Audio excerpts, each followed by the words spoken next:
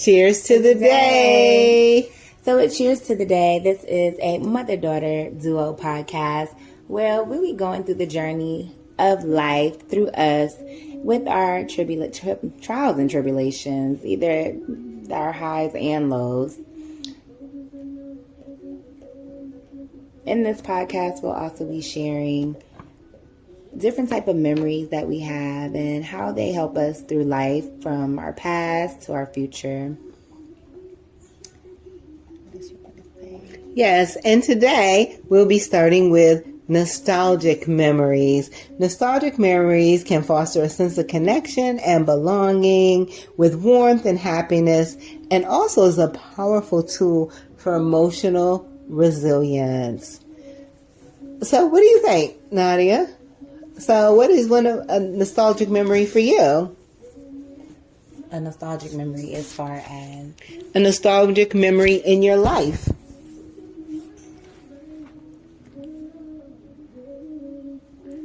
I don't know. When you're saying a nostalgic memory, like, you can cut stuff too. Okay. But it's like, you're saying a nostalgic memory pertaining to what? Like, a time where I was very happy, sad. Like, what is you're saying? Yeah, where it bring warmth and happiness. So, let me start. So, one of my nostalgic memories is when my grandparents always had the 4th of July cookout. We loved it because it was like community. Everybody from the community would come. Our cousins and family members from near and abroad would come to Suffield, Connecticut, a little suburban town, and everything was laid out for them. We had a pool, we had games, we had the food. My grandfather ended the day with the fireworks. It was always such a great time. No drama, just peace and love. So that was like a nostalgic memory for me. Girl, he's so extra. I'm not extra, I'm serious. Yeah, I loved it. And it was every 4th of July and people would look forward to it. Like today, I don't think people look forward to anything like that, unfortunately. Why? I don't see people doing that, especially when 26 years ago I moved here to the South. I don't really see people doing those type of community type gatherings as far as coming to someone's home and inviting their friends. I don't see that. But you're saying that you don't see it. But I feel like I see that when I hang out with friends. They bring me to their house. They invite me over for stuff like that. Oh, good. Okay. So I don't know. You're saying like you don't see it, but I don't see it, and I haven't experienced it. Let me say that. You haven't experienced cookouts? That same type of community where, like I said, my family, my grandparents were like the facilitator of the whole event. Like, you didn't have to bring anything. Everything was laid out for you. We had a pool. We had everything. The fireworks, the food, we played croquet. I don't see that. And I haven't in many years. That's something that I miss. Oh, okay.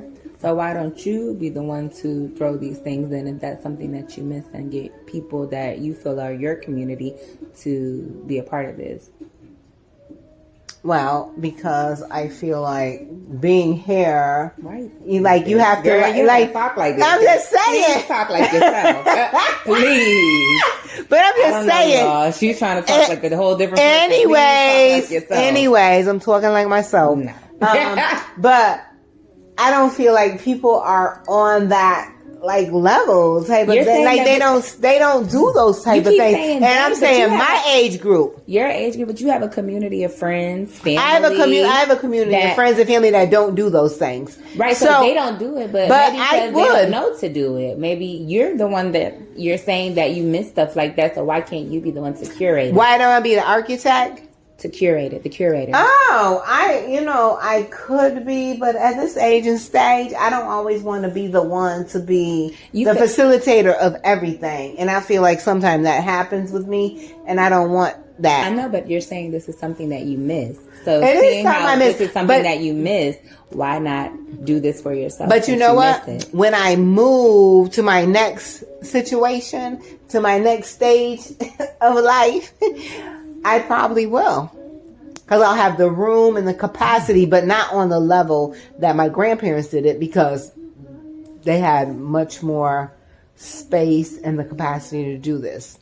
But yeah, I might do it on a smaller scale. Yeah, but I feel like your whole thing for doing this is because it's community. So I just feel like no matter how big or small this place is, it doesn't matter, because you want that feeling of community and enjoying your time. So I don't feel like it should matter if it's big or small. And that is true. But in my current community, I couldn't do that because the community here ain't the community that for the unity, let me say.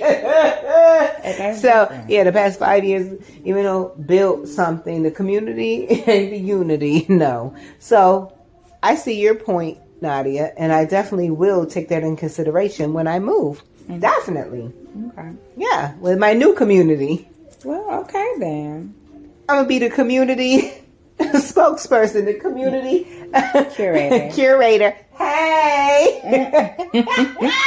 they gonna be like, "Whoa, here she come!" Hey, y'all.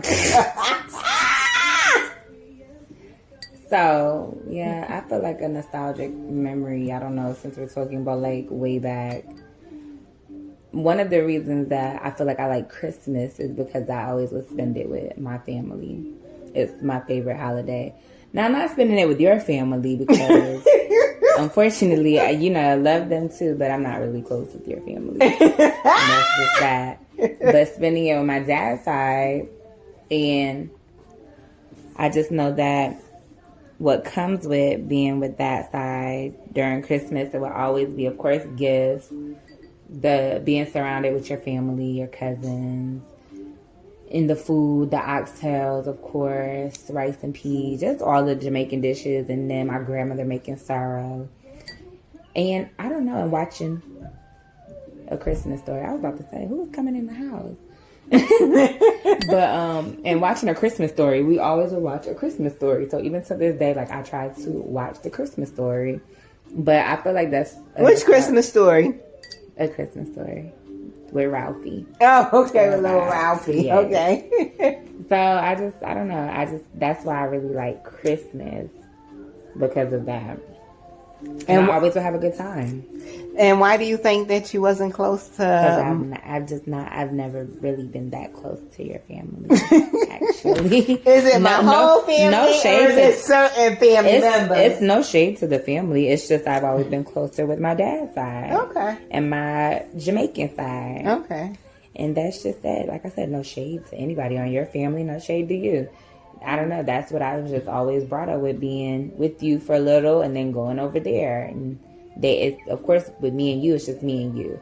Your family, I feel like they would do stuff, but it was still kind of like, because I wasn't always with them. I was always with my dad's family. Okay. Growing up. Okay. So, yeah. That's a nostalgic memory for me. Okay.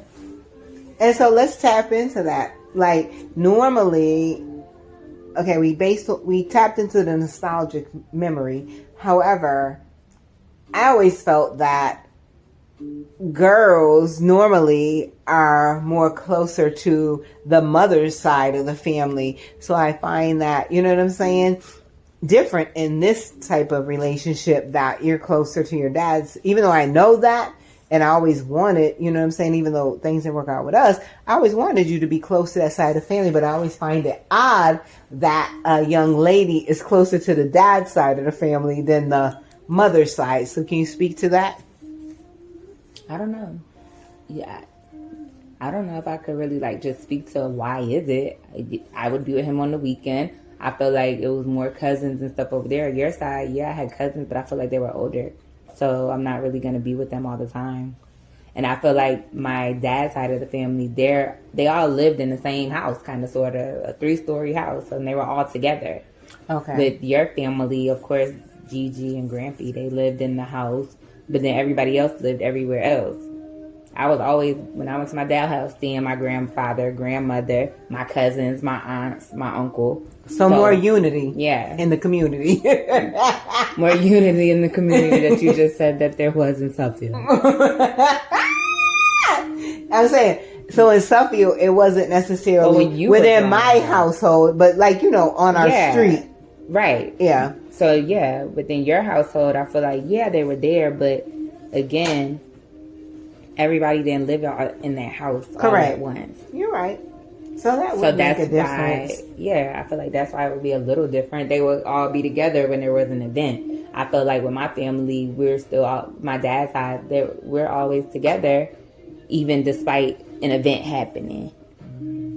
It was just like, okay, I'm gonna see this person every day, anyways. Monday, Tuesday, Wednesday, Thursday, throughout the whole week, because everybody live on different floors. Yeah. Okay, I give you that. That makes sense.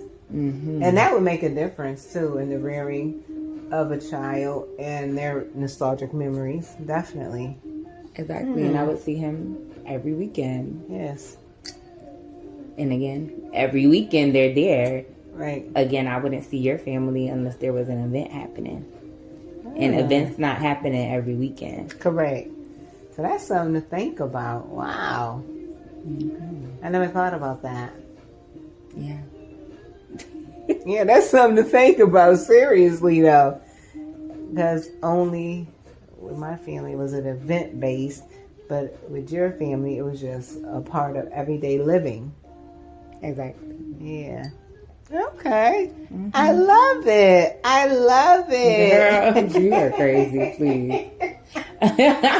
Well, okay. Well, I'm glad we got into that. I wonder how many people how many girl childs feel the same way as you, or how, you know what I'm saying, how many girl children have a closer relationship with their father's side of the family versus the mother's side of the family. I wonder what the statistics are on that.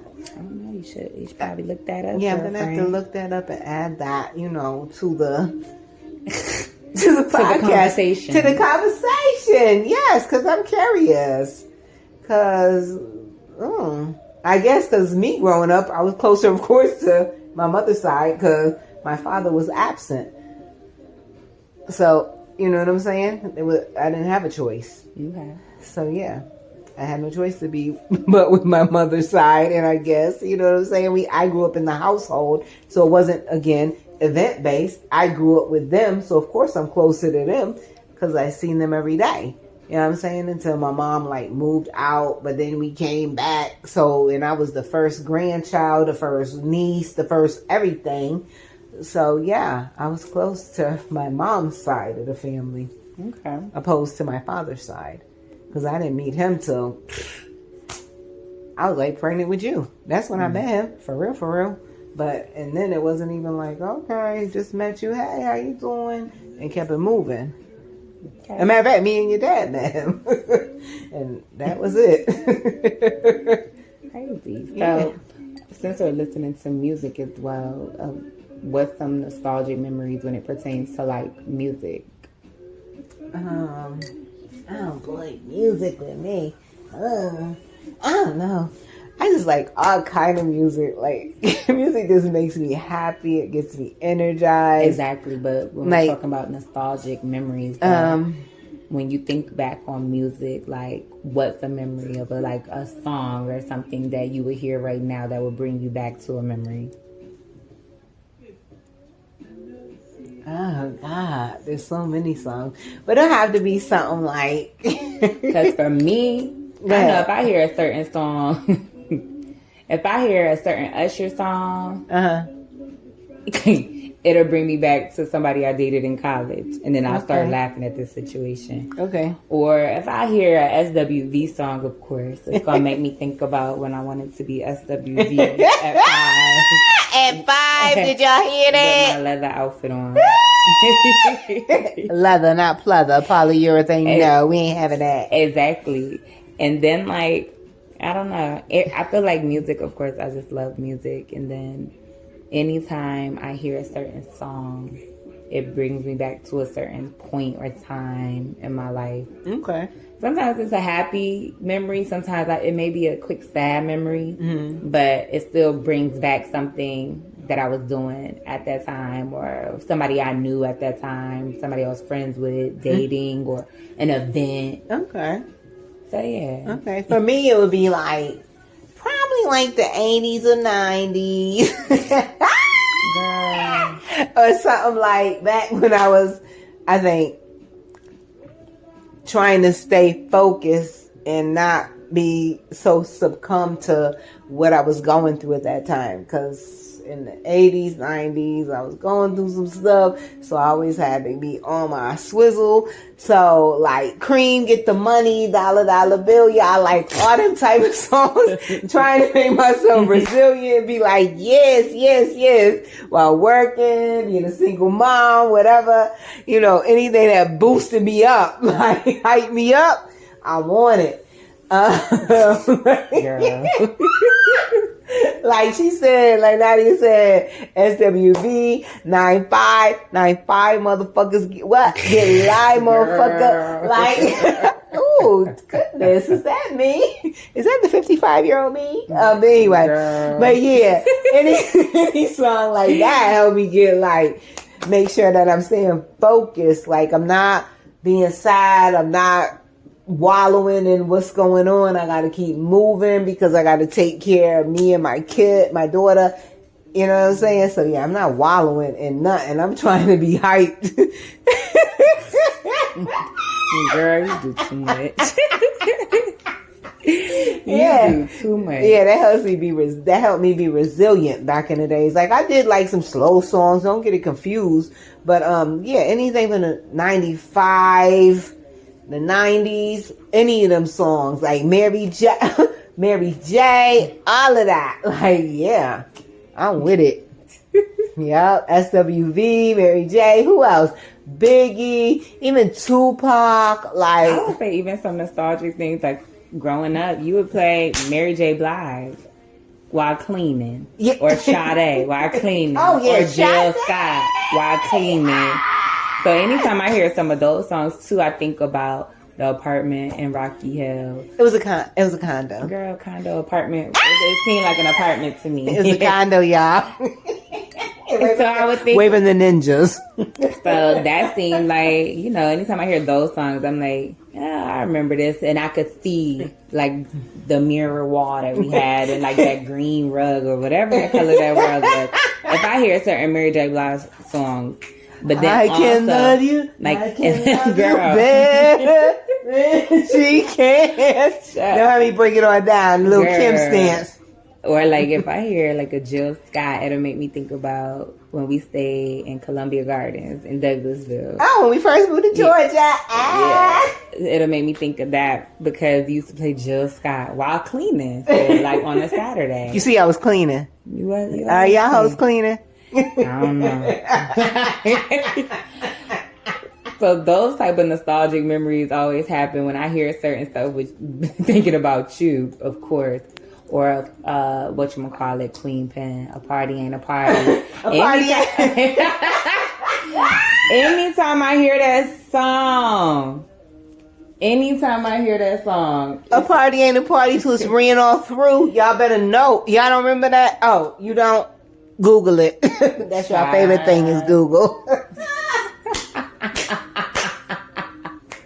You are crazy. Let me see if I can see. I'm crazy, but you love me. Crazy and all. A party ain't a party till it's ran all through. Like I said, I had to keep moving, y'all. Take care of my kid, do what I'm doing, keep it moving, no matter what. You feel what I'm saying? You gotta have them good coping mechanisms. So, music would be a good coping mechanism. Yeah, music, definitely. Oh, music all day. It gets me hype. It gets me in a good mood. Like you said, cleaning. Yes, cleaning for sure. And cleaning my mind, basically. Like, you know what I'm saying? Even like today, when I'm driving, I'm like, jamming. You know what I'm saying? Like, it just brings light to me. And I'm thinking, like, you know what I'm saying? I'm thinking, like, what is, like, the most important thing to you? And I'm like, not the most important, but I'm saying, like, music is a big part of what I like. I can't sing. I can't keep a tune. I can't hum. My grandmother told me that. And I may not know everybody that sings what, but I love music. It gets me like, whoo. Is that it? A party ain't a party till it's ran all through. You hear it? Hey. With your glass of Remy, you had too many. That was me. Yes, I'm sure. But guess what? I wasn't bothering nobody. And I went to work every day and pay my bills. So that's all that matters at the end of the day. And took care of my kid. What? Can them hoes say that nowadays? All of that in line? Not everybody could. Collectively. Yeah. I don't think everybody could. Okay. So music is a part of your nostalgic. My daughter was number one. Even a nostalgic moment, a friend and I was talking about the other day, how like we put our kids first back then. Well, she and I, and some others, as far as we're not trying to do this, buy that. No, the kid is the representation of you. And I don't care if I don't have, as long as my kid has. And we were talking about that, whereas I don't see that nowadays. Like sometimes the female, what is going on? And the kid, the hair ain't done? Like, come on, y'all. You can't have your hair done and the kid hair ain't done. That ain't cool. Like back in the day, that's like a G code. Like we ain't doing that. Yeah, G code. OG. Back in the day, like we ain't having that. I don't care how I look. As long as my kid is how she's supposed to be, yeah, we good. Okay. So what about nostalgic memories? Things that bring back memories, like when it comes to food. Oh, food. So, let me think. Why are you being funny? Hold on. Now, food, I'm a chef by nature. Not naughty by nature, a chef by nature. But yeah. I know I could cook, and I know my daughter loves white cooking. Like, girl, we ain't asked for that. Okay, nostalgic. So I know that back in the day, she used to love. Back in the day, you know what I used to love?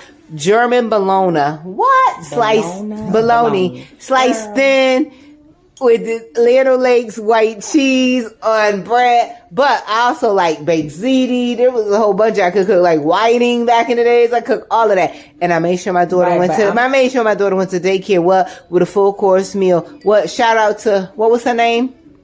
Miss Vanessa. Shout out to you and John at South End Community Daycare. Because guess what? My daughter went to school with a full course meal. We ain't just talking Apple Jacks and all that type shit. Shut up.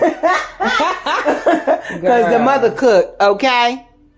Well, I'm saying nowadays, if you were to eat something, what would bring back a nostalgic memory for you? Like, for instance, if you were to eat cereal. Oh, she's trying to be funny. She's trying to be funny, y'all. So, cereal. Oh, my mother. She didn't want to waste the money, this and that, whatever. But anyways, I get that part. But girl, I ain't eating soggy cereal after I didn't eat it in the morning. So, unfortunately, I passed that trauma on to my daughter. So, my mom, if I didn't eat my cereal in the morning, she would have it there in the evening for me to eat at dinner.